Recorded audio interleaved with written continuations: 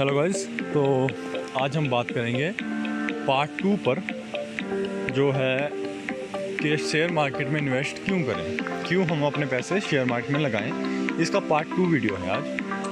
तो इससे पिछले वाले पार्ट में हमने बात की कि हम शेयर मार्केट में एज अ इन्वेस्टिंग कैसे करें। इन्वेस्टिंग से मेरा मतलब है जैसे हम आरडी में पैसे लगाते हैं या एलआईसी में पैसे लगाते हैं, मतलब तरह तरह की जो स्कीमें घर वाले लॉन्च कर देते हैं कि आप हर महीने 500 रुपये लगाइए या 1000 लगाइए और आपको 5 साल बाद इतने मिलेंगे। उस वाले इन्वेस्टिंग के बारे में। इन्वेस्टिंग का मतलब होता है कि आप लंबे समय के लिए इन्वेस्ट कर रहे होते हैं। छोटे समय के उतार चढ़ाव से आपको कोई फ़र्क नहीं पड़ता कि थोड़े समय में आपका शेयर ऊपर जा रहा है या नीचे जा रहा है। तो पार्ट 1 में हमने बात करी थी कि सिंपल इन्वेस्टिंग क्या है। सिंपल इन्वेस्टिंग अगर हम करना चाहें तो सबसे पहले तो है कि इंडेक्स हम उठा लें। इंडेक्स में चाहे वो निफ्टी हो, सेंसेक्स हो, इनमें से कोई भी हो, हम वो जितनी भी कंपनी हैं सबको बाई कर लें। तो अगर हम ऐसा करते हैं तो सेंसेक्स की आज तक की जो रिटर्न रेटिंग रही है वो 14 से 15% रही है 1980 से। तो अगर हम इस तरह से चलें तो हमको 14 से 15% का रिटर्न एक साल के अंदर मिल जाएगा। लेकिन जब शेयर मार्केट में आप इक्विटी में रिटर्न चाहते हैं कि 14-15% हो, तो आपके जो इन्वेस्टिंग का पीरियड है वो 5 या 7 साल तक होना चाहिए अगर आप रिटर्न चाहते हैं कि 14 या 15% आए। बट जैसे अगर हम बात करें एक साल पहले 2019 की, तो 2019 में शेयर मार्केट 42,000 को टच कर गया था। अगर आपने 42,000 के ऊपर शेयर बाई किए होते तो मुझे नहीं लगता कि आपको 14 या 15% का रिटर्न अगले 7 साल से पहले मिलेगा। लेकिन जैसे इस साल 2020 मार्च में शेयर मार्केट काफ़ी नीचे आया था, 26,000 तक भी आया है। तो अगर आप 26,000 के ऊपर बाई कर लेते हैं तो आपका 1 या 1.5 साल के अंदर ही पैसा डबल हो जाएगा, मतलब आपको कई गुना रिटर्न मिल जाएगा। तो रिटर्न का शेयर मार्केट में सिंपल फंडा है कि आप कब इन्वेस्ट कर रहे हैं। अगर आप नीचे इन्वेस्ट कर रहे हैं तो बहुत अच्छी बात है, तो आपका रिटर्न बहुत अच्छा आएगा। लेकिन अगर आप एज ए कॉमन इन्वेस्ट कर रहे हैं बिना देखे या सोचे समझे, तो फिर आपको रिटर्न आने में थोड़ा टाइम लगेगा। इसके लिए शुरू की गई एक सिप, सिस्टमेटिक इन्वेस्टमेंट पर्पज़। तो इसमें हम लोग क्या करते हैं कि हर महीने 500 या 700 रुपये जो है इंडेक्स फंड में डाल देते हैं।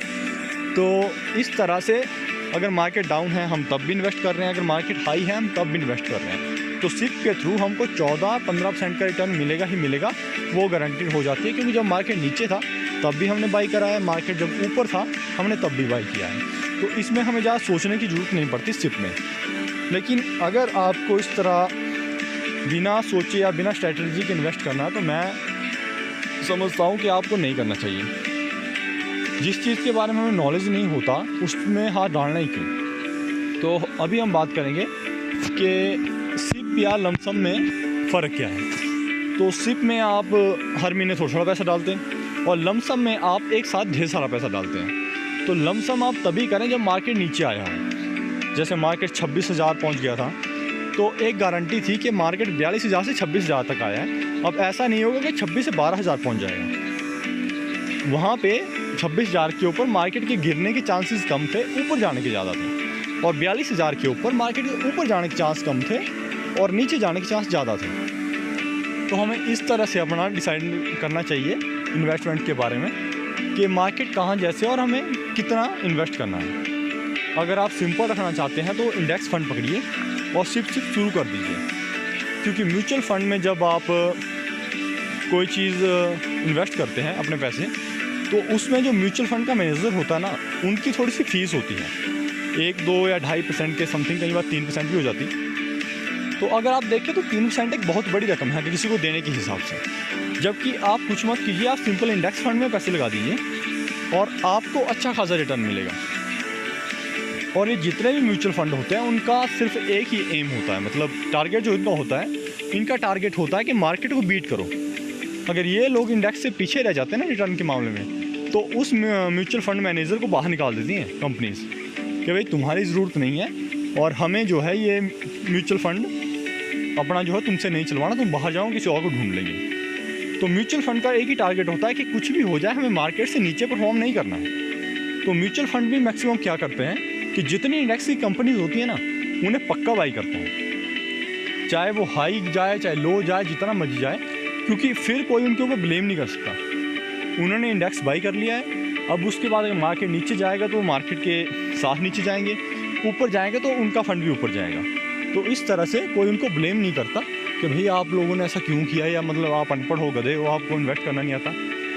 तो इस तरह से म्यूचुअल फंड का टारगेट भी सेम इंडेक्स की तरह ही है।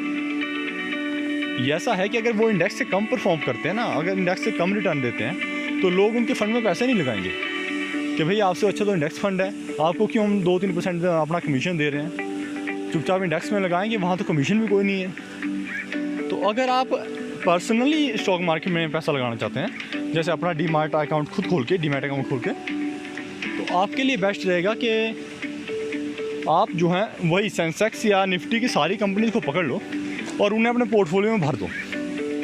सभी बड़ी कंपनी हैं, नए इन्वेस्टर जो हैं, जो बिगिनर हैं, उनको मैं सलाह दूंगा कि स्मॉल कैप से दूर ही रहें, क्योंकि स्मॉल कैप में बहुत कम शेयर होते हैं, वो बिकते नहीं हैं टाइम से।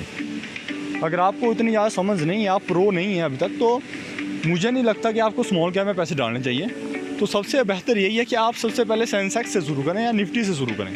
निफ्टी में 50 कंपनीज हैं, सेंसेक्स में 30 कंपनीज हैं। तो जैसा मैंने पिछली वीडियो में बताया कि अगर आप इंडेक्स से बेहतर लेना चाहते हैं ना रिटर्न, तो सिंपली अपने उस इंडेक्स से उन कंपनियों को बाहर निकाल दो जो आउट परफॉर्म करने वाली हैं। जैसे अगर हम मोरेटोरियम की बात करते हैं, उस टाइम ये क्लियर था कि बैंक जो है आउट परफॉर्म करेंगे, लेकिन हुआ क्या कि शेयर मार्केट चलता है फ्यूचर के ऊपर कि फ्यूचर में ये कंपनियां कितनी ग्रो करेंगी। तो हुआ ये कि मार्च में ही सारे के सारे बैंकों के शेयर पिट गए, मतलब 50% करेक्शन आ गया उनमें। अगर किसी का शेयर 300 का था वो 150 का हो गया, और सरकारी बैंकों के इससे बदतर हाल थे। अगर 350 का शेयर था तो वो 120 के ऊपर पहुँच गया, अगर हम सरकारी बैंकों की बात करें। तो यही है, अगर आप खुद से इन्वेस्ट करना चाहते हैं तो सबसे पहले एक चीज़ याद रखें कि आपको नीचे इन्वेस्ट करना है, ऊपर नहीं करना। बैंक चाहे काम कर रहे हैं चाहे नहीं कर रहे, आपको 350 का शेयर अगर 120 में मिल रहा है ना, तो आपको बाई कर लेना चाहिए। वो काम करे चाहे ना करे, लेकिन वो शेयर सस्ता है ना उस वक्त। कोई भी शेयर बेवजह सस्ता नहीं होता, उसके बुरे भविष्य को देखते ही वो शेयर सस्ता होता है। लेकिन कुछ भी हो जाए, टाइम इतना ख़राब नहीं होता। कंपनी में जो मैनेजर बैठे हैं या जो कंपनी के चेयरपर्सन हैं या जो इतने भी डायरेक्टर हैं, वो गधे नहीं हैं। उनको ऐसी सिचुएशन से हैंडल करना बड़े अच्छे से आता है। वो अपने बैंक को बचा लेंगे, वो अपनी कंपनीज़ को बचा लेंगे। तो हमेशा तब बाई करें जब लोगों के इमोशन साथ में जुड़े हैं। अगर हम इस समय बात करें तो इस समय हम बात कर रहे हैं कि इंडिया के मार्केट हाई सिर्फ हाई मार रहे हैं, अमेरिका के मार्केट भी ऑल टाइम हाई के ऊपर जा रहे हैं। तो लोगों के इमोशन है इस वक्त के ये कंपनी डूबेंगी नहीं हमारी।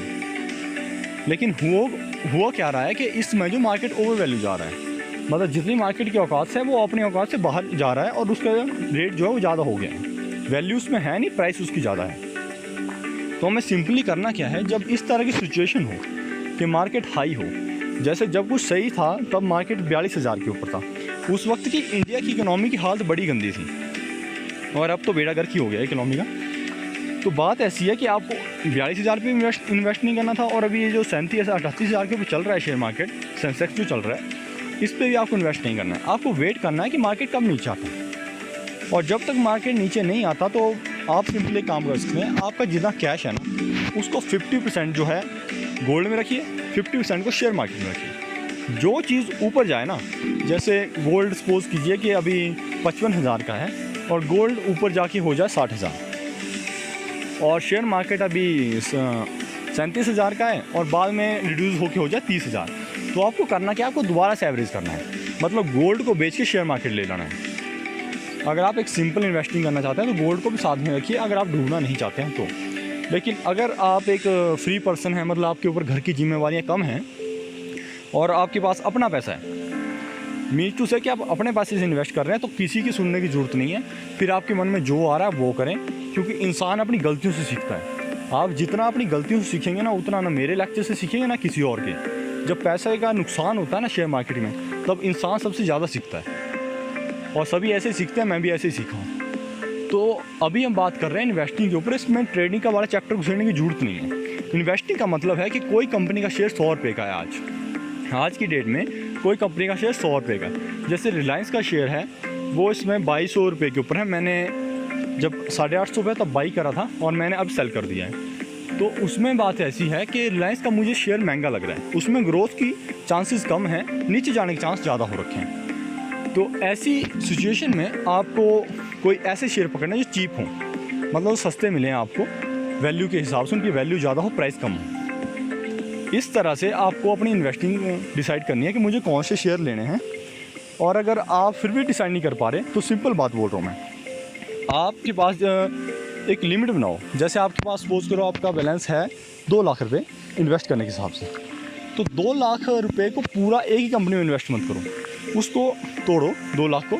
सपोज करो आपने 20-20 हज़ार के 10 बना दिए कि मैंने 10 कंपनी में इन्वेस्ट करना है, तो उसमें आप सिंपल इतना सा करो कि आपका जैसे 20,000 का अमाउंट है एक कंपनी में इन्वेस्ट करने के लिए, ठीक है। आपने रिलायंस को 2200 के ऊपर ही बाई कर लिया, आप उसको बाई कर लो वहीं पर ही 20,000 के ऊपर। और फिर अगर या तो आपका पैसा बढ़ेगा या कम होगा, आपको शेयर बेचना नहीं है। अगर आप इन्वेस्टिंग कर रहे हैं, आपको 2 या 3 साल या 5-6 साल के लिए इन्वेस्ट करना है, मतलब इतना समझ लीजिए कि अगर आपको 2 साल से ज़्यादा के लिए इन्वेस्ट करना है ना, तो आपको शेयर बेचने की ज़रूरत नहीं है। जितना मर्जी बड़ा मार्केट फॉल आ जाए, मार्केट ग्रो होता है। जब 2007 के अंदर मार्केट 18,000 से 9,000 के ऊपर पहुंच गया था ना, तब बहुत से लोगों ने शेयर बेच के घर बैठ गए थे कि हमें शेयर मार्केट में पैसा नहीं लगाना, इसमें पैसे डूबते हैं, हमारा आधा रकम डूब गई। लेकिन हुआ क्या था कि 3 या 4 सालों में मार्केट दोबारा से ग्रो हो गया। 2012-13 तक मार्केट दोबारा से रिकवर हो गया था, और उसके बाद दोबारा से गेन देख लीजिए। अगर किसी ने 2009 में 9,000 के ऊपर सेंसेक्स ना बेचा होता और सेंसेक्स खरीद लिया होता, बाई कर लिया होता, तो आज उसका प्रॉफिट देखो कितना होता। 10 सालों में उसका प्रॉफिट ऑलमोस्ट 4 गुना होता। तो हमें भी यही सेम करना है। अगर हम इन्वेस्टिंग कर रहे हैं, ट्रेडिंग वाले चैप्टर को अलग में रखो, वो ले फटाफट दे फटाफट नहीं करना है। अगर आप एक सही में इन्वेस्टर बनना चाहते हैं, आप चाहते हैं कि आपका पैसा ना डूबे, अगर आप चाहते हैं कि 100% गारंटी हो कि आपका पैसा ना डूबे, जो शेयर मार्केट में होता है, तो आप क्या करो, कोई भी शेयर अपनी मर्ज़ी की डिसाइड करो कि मुझे रिलायंस कंपनी अच्छी लगती है, इसका फ्यूचर अच्छा है, ठीक है मैं बाई कर रहा हूँ। मुझे कोई और कंपनी अच्छी लगती है, मुझे वो भी ठीक लग रही है, मैं उससे बाई करूँगा। अब जैसे यहाँ पे मैं एक आपको कंपनी बताना चाहूँगा, naukri.com या jeevansathi.com, ये जो वेबसाइट है, इसका जो फाउंडिंग पर्सन है वो काफ़ी समझदार और मतलब रिस्क टेकिंग पर्सन है, मतलब एक ईमानदार और सच्चे पक्के आदमी हैं। तो उन कंपनीज में आपको इन्वेस्ट कर लिया आपने, कोई बात नहीं, हो सकता है आपका शेयर 1 साल कहीं ना जाए, आपको 1 साल 5% रिटर्न भी ना आए, या हो सकता है कि रिलायंस का शेयर 1 साल बाद जो है वो 1600 रुपये के ऊपर आ जाए। तो उस वक्त भी आपको शेयर बेचना नहीं है, आपको उस वक्त भी अपना शेयर बेचना नहीं है, आपको सिंपली 1600 के ऊपर दोबारा से शेयर बाई कर लेने हैं। अगर आपने 20,000 का शेयर 2200 के ऊपर बाई किया था, आपको 1600 के ऊपर भी 20,000 के शेयर दोबारा से बाई करने हैं। इससे आपके एक एवरेज बन जाएगा लगभग 1800 या 1900 रुपये का। तो इस तरह से जब रिलायंस का शेयर दोबारा 2200 के ऊपर जाएगा तो आपको प्रॉफिट होगा। तो अगर आपको इन्वेस्टिंग करनी है, और मैं ये कहता हूँ कि अगर आप शेयर मार्केट में आना चाहते हैं ना, आप इन्वेस्टिंग के लिए आइए, ट्रेडिंग के लिए मत आइए, क्योंकि ट्रेडिंग में ना बड़ों में नुकसान होता है। हम और आप तो बड़ी छोटी चीज़ हैं, बड़ों को नुकसान होता है। मुझे खुद भी ट्रेडिंग में नुकसान हुआ है। तो मैं इसलिए कह रहा हूँ कि अगर आपको एक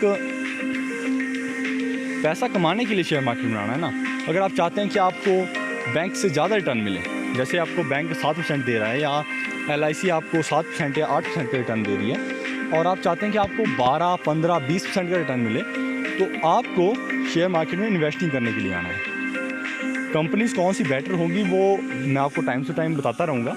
अगर वैसी बात होगी तो आप आना चाहें अगर शेयर मार्केट में, तो आप कमेंट कीजिए कि हमें अच्छी कंपनियों का पता बताइए, तो हम आपको अच्छी कंपनियाँ भी बता सकते हैं कि कौन कौन सी कंपनीज़ हैं, और बाई की रिक्वेस्ट भी हम आपको डाल देंगे कि इतने प्राइस के ऊपर इसको बाई करना सही रहेगा। इसमें सिंपली क्या है कि अगर आप ट्रेडिंग के पर्पज़ से आते हैं ना, आप अभी बिगनर हैं, आपको शेयर मार्केट की समझ में नहीं है, और आप डायरेक्ट ट्रेडिंग के पर्पज़ से आ जाते हैं शेयर मार्केट के अंदर कि मुझे तो ले फटाफट दे फटाफट करना है, तो फिर मान के चलिए ना कि आप जितना अमाउंट लेके आए हैं 1 साल के अंदर आप वो सारा भी डुबा सकते हैं। तो शेयर मार्केट में आना है, आप 20% तक की उम्मीद रख सकते हैं कि मुझे 20% का जो रिटर्न है पर ईयर मिलेगा। अगर आप बड़ी अच्छी से इन्वेस्टिंग करते हैं या बेहतर तरीके से इन्वेस्टिंग करते हैं, तो आप 20% का लेके चलिएगा, आपको 20% का प्रॉफिट हो जाएगा पर ईयर का। अगर आपने 1 लाख रुपये लगाया तो 1 साल बाद आपका वो 1,20,000 हो जाएगा। महंगाई बड़ी हद अगर बढ़ेगी तो 5% बढ़ेगी या 10% बढ़ेगी, तो उसका ज़्यादा फ़र्क नहीं है, आप कम से कम गेन तो कर रहे हैं। लेकिन अगर आप ट्रेडिंग करने के पर्पज़ से आ रहे हैं ना, तो मेरे ख्याल से 6 महीने बाद आप अपना सब कुछ बेच बाच के ना बंद करके कि शेयर मार्केट में से नुकसान होता है और ये कह के आप वापस चले जाएंगे। अगर शेयर मार्केट में नुकसान होता तो ये जो बड़े बड़े अमीर हैं, करोड़पति हैं ना, ये लोग कब के छोड़ के जा चुके होते शेयर मार्केट को। लेकिन इन लोगों को नुकसान नहीं होता क्योंकि ये समझदारी से काम लेते हैं। जैसे अभी एक कंपनी है आरती मोटर करके है, तो उन्होंने अपना IPO निकाला। IPO मतलब कि वो कंपनी शेयर मार्केट पे लिस्ट हुई। तो जैसे वो लिस्ट हुई, उस कंपनी का शेयर जो है वो आधे महीने में जो है हाफ़ हो गया। मतलब जितने का उन्होंने लिस्ट किया था ना अपना शेयर प्राइस, वो उसके हाफ़ हो गया। और कंपनी सब ये डिसाइड करने लगी कंपनी बहुत ख़राब है, फलाना ढिमकाना। लेकिन जैसे 15% नीचे फॉल हुआ उसका शेयर प्राइस, जो कंपनी के प्रमोटर थे ना, उन्होंने शेयर को बाई करना शुरू कर दिया। प्रमोटर जानते थे कि उनकी कंपनी की औकात जो है ना, इतना जो शेयर प्राइस है इससे ज़्यादा है, तो उन्होंने वो शेयर बाई करना शुरू कर दिया, खुद ही बाई करना लग पड़े। तो जैसे ये खबर मार्केट में आई कि प्रमोटर खुद बाई कर रहे हैं, तो उसमें अपर सर्किट लगना शुरू हो गया। मतलब आप सवेरे अगर उसमें ख़रीदारी करने जाएंगे ना, आपको एक भी शेयर नहीं मिलेगा। मैंने भी 2-3 बार ट्राई किया उस कंपनी का शेयर लेने का, लेकिन वो शेयर मिल ही नहीं रहा है, क्योंकि प्रमोटरों ने जो धड़ल्ले से बाइंग कर रहे हैं ना, वो लोग कुछ भी नहीं छोड़ रहे, वो सब कुछ इसमें ले रहे अपने पास, क्योंकि शेयर सस्ता हुआ है। वो चाहते हैं कि सस्ता शेयर उन्हें मिले। तो ये होता है प्रमोटर्स का विश्वास अपनी कंपनी के ऊपर। तो जब भी हम इन्वेस्टिंग करेंगे तो गारंटी है कि हमको फ़ायदा होगा ही होगा। सपोज़ कीजिए आपने 1 लाख रुपये इन्वेस्ट किया है, एक बड़ी ही नॉर्मल टर्म है 1 लाख रुपये इन्वेस्टिंग के हिसाब से अगर मैं कहूँ, क्योंकि अगर आप ऐसे 5-6 हज़ार लेके आएंगे शेयर मार्केट में कि मेरे को 5-6 हज़ार लगाना है, मेरे को चेक करना, तो आप 5-6 हज़ार में कितनी कंपनी को शेयर लेंगे? एक का। मतलब कुछ कंपनी के शेयर तो 5 हज़ार से महंगे हैं, आप उसका एक शेयर भी नहीं ले सकते अच्छी कंपनीज़ का। तो इसलिए मेरा मानना ये है कि आपको एक ठीक ठाक अमाउंट के साथ आना चाहिए। लेकिन चलो अगर आप नहीं आ सकते, आप चेक करना चाहते हैं, तो बहुत सी कंपनी हैं जिन्हें आप शेयर बाई कर सकते हैं। ऐसी कोई बात नहीं है, 500 से भी आ जाइए, कोई बड़ी बात नहीं है। तो सिंपल है इन्वेस्टिंग में कि आपने किसी कंपनी का शेयर बाई किया। सपोज़ कीजिए आपने हर महीने आपका बजट है कि मैं 2500 रुपये ही डाल पाऊँगा शेयर मार्केट में, आपकी इतनी सेविंग है, ठीक है। आपने 2500 रुपये डाल दिया रिलायंस में, अब रिलायंस का शेयर गिरना शुरू हो गया, तो अगले महीने आपको कुछ नहीं करना, आपको दोबारा से रिलायंस को बाई कर लेना है, क्योंकि रिलायंस एक अच्छी कंपनी है, इसका फ्यूचर बड़ा स्ट्रॉन्ग है। अगर हम वैसे देखें तो आपको वो बाई करना है और करते ही रहना है, नीचे तक बाई कर लो, कोई आपको कुछ नहीं बिगाड़ सकता।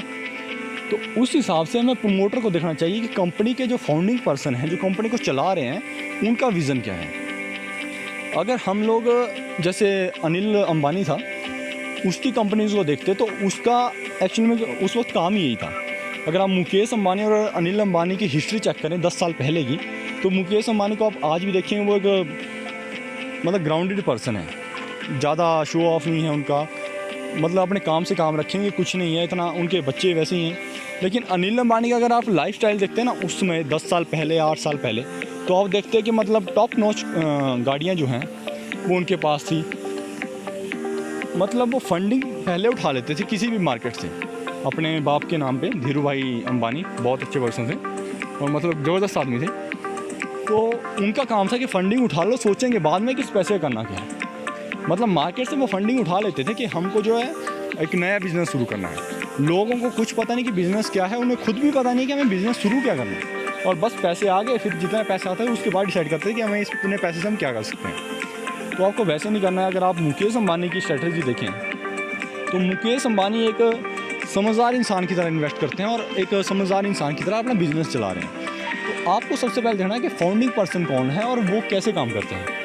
जैसे बहुत सारे लोग हैं ऐसे जिनका हम एग्जांपल दे सकते हैं। टाटा ग्रुप की बात हम नहीं करेंगे, क्योंकि वो लोग जो हैं वो मेरे ख्याल से एक सरकारी कंपनियां चला रहे हैं, जिनका काम है सिर्फ कि कस्टमर को फ़ायदा दो और अपना स्टाफ को फ़ायदा दो, बाकी शेयर होल्डर जाए भाड़ में। नहीं, सच में इनका ऐसा ही है। ये लोग कमा कुछ नहीं रहे, ये जितने का सामान बनाते हैं ना उतने का बेच दे रहे। इन्होंने एक NGO टाइप के चला रखे हैं, नॉन गवर्नमेंट ऑर्गेनाइजेशन जैसा, कि हमको बस देश का भला करना है, अच्छा काम कर रहे हैं। लेकिन इनका शेयर उतने अच्छे नहीं मिलेंगे फिर आपको, अगर आप उसी हिसाब से देखें। अगर आपको पैसा कमाना है, आपको रिलायंस में आना चाहिए। तो अगर हम फाउंडिंग फादर के हिसाब से देखें कि कंपनीज़ को कौन शुरू कर रहा है, तो एक तरफ है अनिल अंबानी, एक तरफ है मुकेश अंबानी। आप दोनों को जज कीजिए कि कौन है। एक पर्सन जो शो ऑफ में ज़्यादा यकीन रखता है, जितना पैसा है उससे ज़्यादा उड़ा दे रहा है, और 1% है जिसके पास करोड़ों के हिसाब से पैसा है, दुनिया का 7वां या 8वां सबसे अमीर आदमी है, उसके बाद भी उसके खर्चे उतने ज़्यादा नहीं है।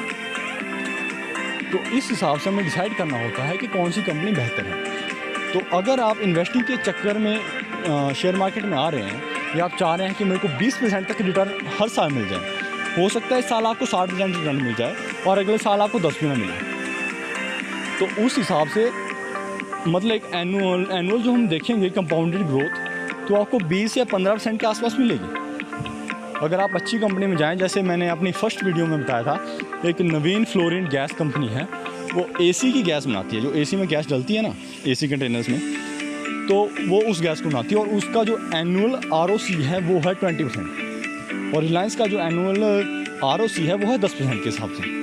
तो अगर आप रिलायंस में पैसा लगा रहे हैं तो आप मान के चलो कि आपको 10% रिटर्न हर साल मिलेगा। तो इस तरह से आपको कंपनीज को चेक करना होता है, आप डिसाइड कर सकते हैं कि मुझे कौन सी कंपनी इन्वेस्ट करना है। तो अगर आप जैसे बिगनर हैं, स्टार्टिंग में आ रहे हैं शेयर मार्केट में, तो मैं आपको सबसे पहले सलाह दूंगा कि आपको जो ये स्मॉल कैप कंपनीज है, छोटी कंपनीज है, इनके शेयर बाई नहीं करने, आपको बड़ी कंपनी से आप शुरू करो। जैसे जैसे आपका पैसा लॉस में जाएगा ना, आपको ज़्यादा समझ में आएगा कि शेयर मार्केट काम कैसे कर रहा है, ये क्यों गिरा। जैसे जब मैंने स्टार्ट किया था तो इकोनॉमी वीक हो रही थी और मेरा पैसा नीचे जा रहा था, मैं किसी भी कंपनी का शेयर ले लूँ वो नीचे जा रही थी और मुझे समझ में नहीं आ रहा था कि कंपनी नीचे जा क्यों रही है। तो फिर जब मैंने और स्टडी किया, जब पैसा लॉस में गया मैं, तो मैंने स्टडी करा कि ये एक्चुअली नीचे क्यों जा रहा है, तो पता चला कि इकोनॉमी वीक हो रही है, इस वजह से नीचे जा रहा है। तो फिर मैंने थोड़ा सा वेट किया, फिर जब नीचे मेरे को चीप कंपनियाँ मिलने लगी, जब मेरे को लॉस हुआ उसके बाद मैंने एक डिसाइड किया कि मैं उन्हीं कंपनीज़ को लूँगा जो सस्ते प्राइस को मिल रही है। तो सस्ते प्राइस वाली कंपनी ज़्यादा फॉल नहीं होती है नीचे, तो उस हिसाब से स्ट्रैटेजी बनती रहती है। लेकिन अगर आप ट्रेडिंग में घुस गए ना, तो उसके बाद आप ज़िंदगी भर नहीं इन्वेस्ट कर पाएंगे। अगर आप इन्वेस्टिंग की सोच के आएंगे तो बहुत अच्छी बात है, अगर आप ट्रेडिंग की सोच के आए ना, हो सकता है 2 महीने आपको प्रॉफिट हो, उसके बाद जो आपको लॉस होना। ट्रेडिंग में सबसे बड़ा सुख ये रहता है कि आपको जितनी जल्दी लॉस होगा ना ट्रेडिंग में, उतनी जल्दी आप समझ जाएंगे कि ट्रेडिंग सही चीज़ नहीं है। जबकि इन्वेस्टिंग में आपको स्लो प्रॉफिट आता है। ट्रेडिंग क्या है, जैसे खरगोश भागता है, वो खरगोश और कछुए की आपने रेस के बारे में सुना था। ट्रेडिंग खरगोश की तरह है, वो थोड़ी देर भागता है फिर रुकता है, उसमें लॉस भी होने के चांसेस ज़्यादा है आपको। लेकिन इन्वेस्टिंग में आपको कुछ नहीं करना है, आपने बस शेयर बाई कर लिया, आपने बैठ जाना है। आपने एक अच्छी कंपनी शेयर लिए, आप रिलैक्स करो, कुछ नहीं करना आपको। हर महीने देखना, जब कंपनी नीचे आए ना तो और ज़्यादा बाई करना है। ऊपर जाए तो आप बाई करो चाहे मत करो, लेकिन जब कंपनी नीचे आए ना, जैसे आप परसेंटेज रख सकते हैं कि अगर एक कंपनी 10% फॉल होगी तो मैं इसके शेयर बाई करूँगा।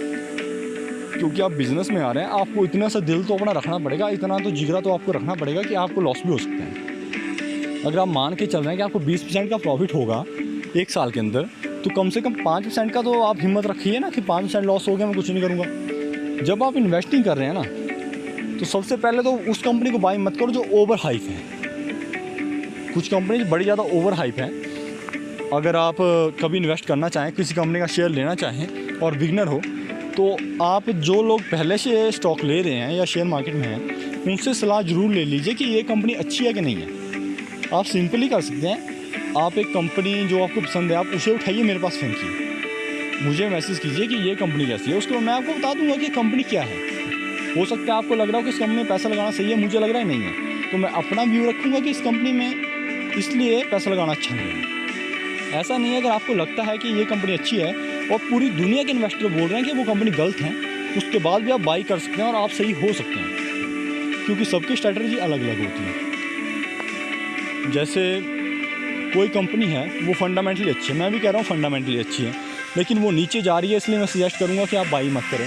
लेकिन आपको लग रहा है कि नई कंपनी प्रॉपर आ चुकी है, सबकी समझ अलग अलग से होती है। तो बात ऐसी है कि जब आप बाई कर लेंगे ना, आपको लग रहा है कंपनी अच्छी है लेकिन कंपनी महंगी है, तो आप सिंपली उस कंपनी को बाई कीजिए, स्टॉप लॉस लगाइए 5% का, और फिर देखते हैं क्या होता है। अगर नीचे आई ना, तो 5% के ऊपर आपके शेयर अपने आप बिक जाएंगे, और उसके बाद नीचे आने दो, उसका वेट कीजिए कहाँ तक नीचे आएगी। तो इस तरह से जैसे हमें लॉस होता रहता है ना, जब आप स्टार्टिंग में आए तो ये डेफिनेटली है कि आपको लॉस होगा ही होगा, क्योंकि आपकी समझ उस हिसाब से नहीं होगी कि आप मार्केट को बीट कर पाएँ। हालांकि मार्केट को बीट करना या ये प्रेडिक्ट कर पाना कि ये शेयर फलाने पॉइंट के ऊपर जाके रुक जाएगा, ये बहुत ही मुश्किल है। तो इसलिए आप जब भी शेयर वगैरह बाई करें, तो कभी ये नहीं सोचना कि मार्केट को मैंने प्रेडिक्ट कर लिया कि मार्केट इतना जाएगा। क्योंकि मार्केट जो है किसी के बोल देने से नहीं चलता। ये सुप्रीम है, ये भगवान की तरह, ये चलता ही रहता है अपने हिसाब से, ये अपनी मर्जी करेगा। हो सकता है 10 बार ये आपके हिसाब से चले, 100 बार आपके हिसाब से चले, 101वीं बार में ये अपने हिसाब से चलेगा। और अगर आपने इस वक्त ज़्यादा बीट कर दिया ना, आप डूबेंगे, गारंटी लो। तो इसमें कुछ एक अपना, जैसे वॉरेन बफेट है, दुनिया के टॉप इन्वेस्टर हैं, वो क्या करते हैं, हमने एक टू डू लिस्ट रखते हैं। टू डू लिस्ट का मतलब है कि मुझे क्या करना है, और एक डू नॉट लिस्ट है उनकी कि मुझे क्या नहीं करना है। तो आप भी वैसे एक सिंपल लिस्ट बना सकते हैं कि मुझे क्या करना है, क्या नहीं करना। जैसे आप समझते जाएंगे कुछ ना कुछ, तो आप उस वक्त देख सकते हैं कि मुझे क्या करना है, क्या नहीं करना है। जैसे थोड़े समय पहले से मैं ट्रेडिंग कर रहा हूँ, मतलब जैसे ये मार्केट वॉलेटाइल हुआ, मार्केट फॉल हुआ, राइज हुआ, तो मैं ट्रेडिंग कर रहा हूँ। तो हुआ ऐसा कि मैंने एक कंपनी के शेयर लिया और वो नीचे आया और मैंने एकदम से सेल कर दिया। अगले दिन वो सारे शेयर जो रिकवर कर दिए ऊपर को। तो मुझे उसमें थोड़ा सा लॉस हुआ। तो तब मुझे समझ में आया कि मैं एक्चुअली इन्वेस्टिंग भूल गया हूँ। अगर आप ट्रेडिंग करने के चक्कर में आ रहे हैं, तो मुझे 2 साल हो गए, मैं खुद इन्वेस्टिंग भूल गया ट्रेडिंग के चक्कर में, तो आप तो डेफिनेटली भूल जाएंगे। तो मार्केट में सिंपल सी बात है, सबसे बढ़िया एक बात जो कही जाती है, वो कही जाती है कि आप 2 अकाउंट रखिए, एक ट्रेडिंग के लिए रखिए, एक इन्वेस्टिंग के लिए रखिए। इन्वेस्टिंग वाले अकाउंट को अलग रखने का फ़ायदा ये है कि उसमें आपको पता है कि आपको क्या करना है। जो शेयर नीचे जा रहे हैं आपको और बाई करना है, जो भी शेयर नीचे जा रहा है आपको बाई करना है। जैसे SBI का शेयर था, 350 का शेयर था, 350 से 120 के ऊपर आ गया। आपने इन्वेस्टिंग वाले खाने में उसको रखा होता, आप 120 को दोबारा बाई करते हैं। या जैसे ही 350 से 250 पे आए, आप बाई करते, दोबारा नीचे जाता आप बाई करते, 200 पे आता आप बाई करते, 150 पे आता आप बाई करते।